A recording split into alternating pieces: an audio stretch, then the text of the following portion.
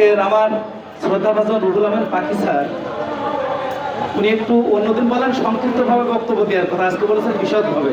এই জন্য আজকের একটু কাগজ কলম নিয়ে বসলাম, একটু পয়েন্ট আকারে আলোচনা করি ইনশাল্লাহ। আপনারা কেহ ধৈর্য ধরা হবেন না ইনশাল্লাহ, আমি আশা করি, তাই না ভাই? আসলে ধৈর্য আর কতক্ষণ? অধ্যকার 1 থেকে 12তম ক্লাসের এনটিআরসি নিবন্ধিত নিয়োগ বঞ্চিত প্রত্যয়নধারী প্রার্থীদের নিয়োগের জন্য নির্বাহী আদেশে বয়স ও সনদের মেয়াদ শিথিল করে প্রজ্ঞাপন জারির মাধ্যমে শর্তহীনভাবে নিয়োগের দাবিতে শান্তিপূর্ণ অবস্থান কর্মসূচি অনুষ্ঠানের 1 মাস পেরিয়ে আজকের 32তম দিনে এখানে উপস্থিত আজকের সভার সম্মানিত সভাপতি মহোদয়, পরিচালক, সম্মানিত পরিচালক মহোদয় এবং আমার নিবন্ধনধারী ভাই বোনেরা, আসসালামু আলাইকুম মান ইত্তাবা'আল হুদা ওয়া রাহমাতুল্লাহ। আপনারা সবাই ভালো আছেন? আলহামদুলিল্লাহ, আমিও ভালো আছি। আল্লাহ বলেছেন, লাইন শাকারতুম লাযিদান্নাকুম ওয়া লাইন কাফারতুম ইন্না আযাবি লাশাদীদ। বান্দা, তোরে আমি যে নিয়ামত দিয়েছি, তুই যদি তার শুকরিয়া আদায় করিস, আমি তোকে রিজিক আরো বাড়িয়ে দেব, নিয়ামত আরো বাড়িয়ে দেব। আর যদি তুই অস্বীকার করিস, তাহলে তোকে তো নিয়ামত থেকে মাহরুম করব, রিজিক থেকে মাহরুম করব, উপরন্ত কি করব? যন্ত্রণাদায়ক শাস্তির মধ্যে আমি তোকে ফেলে দেব। এজন্য মশার কামড় খাচ্ছি তবুও বলবো আলহামদুলিল্লাহ, মাছি দাঁড়াচ্ছি তবুও বলবো আলহামদুলিল্লাহ। এই শীতের মধ্যে কনকনে, এখন আমি আসলে বললে হয়তো বা মানাবে না, কারণ আমি কিন্তু রাত্রে লেপ কাটা কম্বল বালিশের মধ্যে ঘুমাই, হয়তো বা আপনাদেরকে রাখতে পারি না, এটা আমার ব্যর্থতা, পান্থরে কখনো ক্ষমা চেয়ে দিচ্ছি।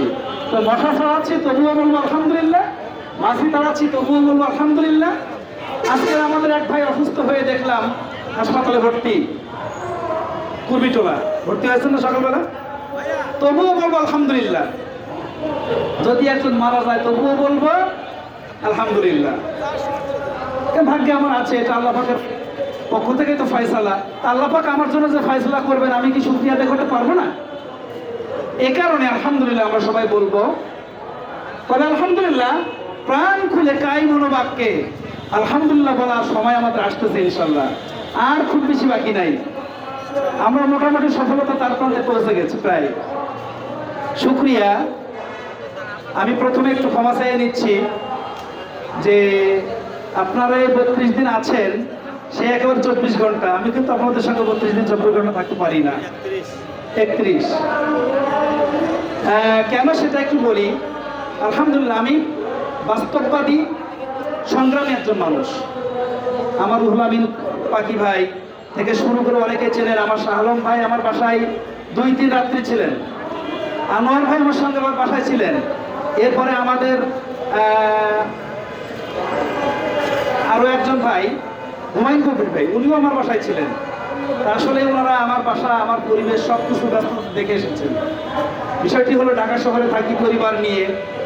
তো ছোট্ট একটা কথা, ওই সেই তেলা মাথায় ঢালো তেল, রুখো মাথায় ভাঙো বেল, তাই না? এই অবস্থা তো দেখবেন সমাজের যার আছে চারিদিক দিয়ে তারা আরো আসে ভরি ভরি, আর যার নাই তার থেকে কিন্তু ফিরেও তাকাই না। তো আসলে 2005 সালে তাফসিরে কামিল পাস করেছি, কামিল পাস করেই নিবন্ধন পরীক্ষা দিয়েছি আরবি প্রভাষক মাদ্রাসা। আলহামদুলিল্লাহ নিবন্ধন সনদ অর্জন করেছি। এর পাশাপাশি ইসলামিক স্টাডিজে মাস্টার্স করেছি। তো আমার ছোটবেলা থেকে স্বপ্ন শিক্ষক হওয়া ছিল না, ছিল প্রফেসর হওয়া। তো আমার দাদার প্রতিষ্ঠিত মাদ্রাসা, আমাদের একেবারে ভিটা বাড়িতে, আমাদের বাড়িতেই মাদ্রাসা, দাখিল মাদ্রাসা। আমি চাইলে সেখানে শিক্ষক হতে পারতাম। আমি চাইলে কিন্তু মাদ্রাসার সরকারি মৌলবি নিবন্ধন করতে পারতাম। আল্লাহ পাক সে যোগ্যতা দিয়েছেন। ঢাকা শহরে আসি আলহামদুলিল্লাহ, প্রাইভেট টিউশন পড়াই, ক্লাস 1 থেকে শুরু করে 8 পর্যন্ত বাংলা, ইংরেজি, অঙ্ক সহ সব সাবজেক্ট পড়ানোর যোগ্যতা আল্লাহ পাক আমাকে দিয়েছেন। এমনকি যখন কোনো টিচার থাকে না, সেখানে প্রক্সি ক্লাস, আদার সাবজেক্টও যে পড়ানোর যোগ্যতা দিয়েছেন। এটা অহংকার করার জন্য নয়, বর্তমান সিচুয়েশন বোঝানোর জন্য কথাটা বলছি। এই ঢাকা শহরে আলহামদুলিল্লাহ 1 অক্টোবর 2016 আমি আসছি। 1 নভেম্বর আমি আমার ফ্যামিলি নিয়ে আসছি। যার কারণে বললাম আমি সংগ্রামী একজন মানুষ।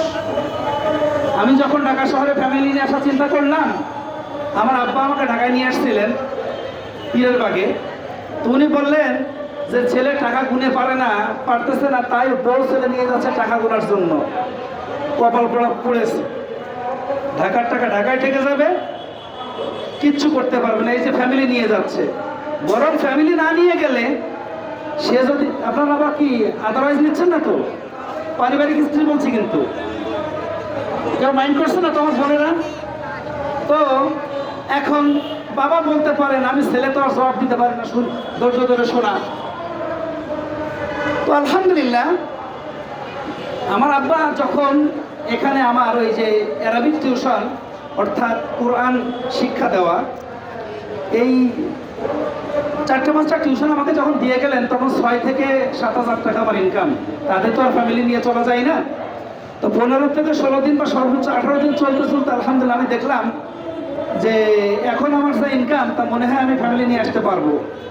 তা আমার সেই বিবাহ থেকে শুরু করে আমার ওয়াইফ এবং ছেলেকে রেখে কখনো দূরে থাকা আমার অভ্যাসটা, পারিও না, কষ্ট হয়। তো ফ্যামিলি যখন আমি নিয়ে আসতে চেয়েছি, আব্বা বলে যে ছেলে পাগল হয়ে গেছে। তো ঢাকা শহরে সেই 1 নভেম্বর 2016, 1 মাস পরে আমি ফ্যামিলি নিয়ে আসলাম।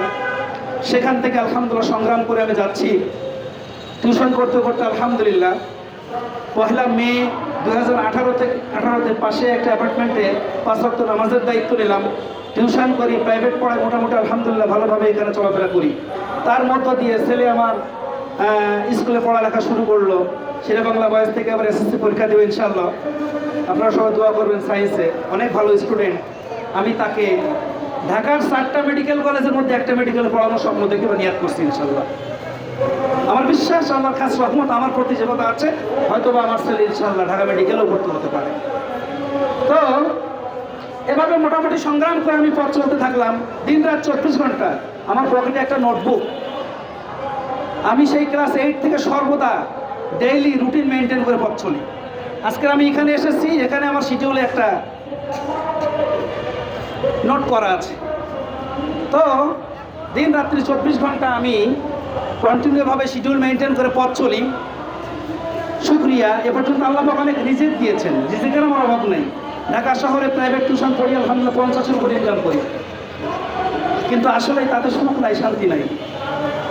সপ্তাহে আমার কোনো শুক্রবার শনিবার নাই, মাসে আমার কোনো ছুটি নাই। আল্লাহ পাক এনার্জি দিয়েছেন, বুলেটের মতো দৌড়াচ্ছি, কিন্তু কতদিন? এখন বয়স 44, এতে দাঁড়িয়েছি, এখনো পর্যন্ত বয়সের ছাপ মনে হয় পড়েনি, অনেকে বলে।